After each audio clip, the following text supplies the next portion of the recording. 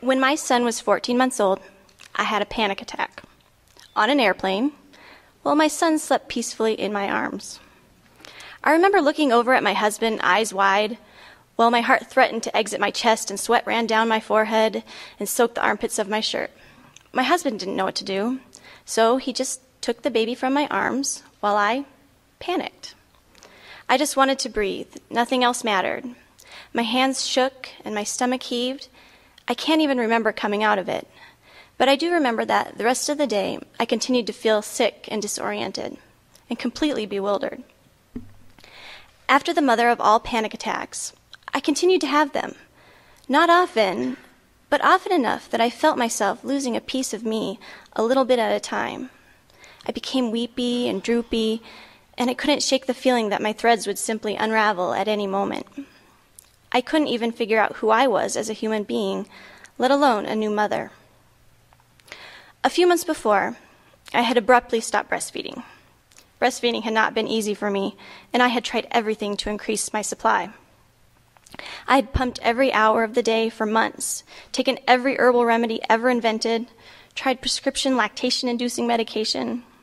I even went as far as ordering a complicated and expensive tubing system that guaranteed that my baby would nurse more often, thus increasing my supply.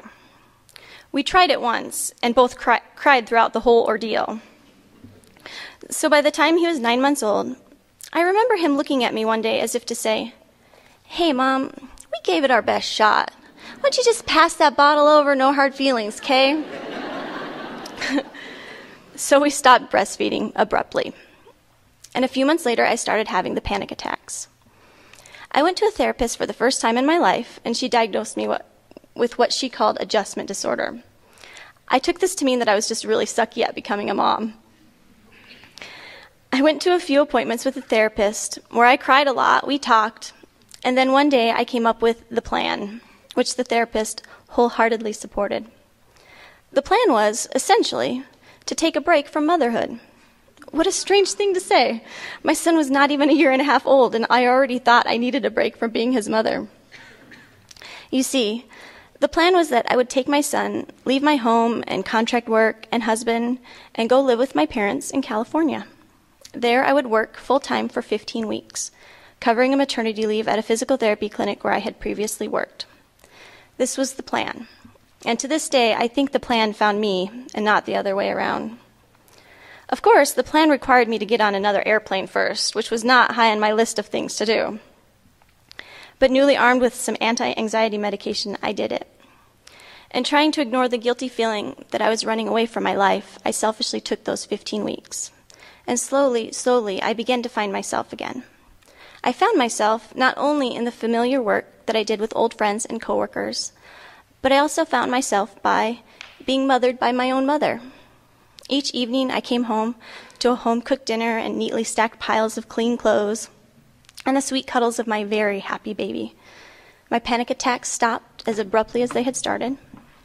And most importantly, I was able to watch my mom mother my child with a naturalness that I had felt had been missing from me since that breathless moment on the airplane. Each night that I got home, I couldn't wait to hear all about the adventures they had taken that day.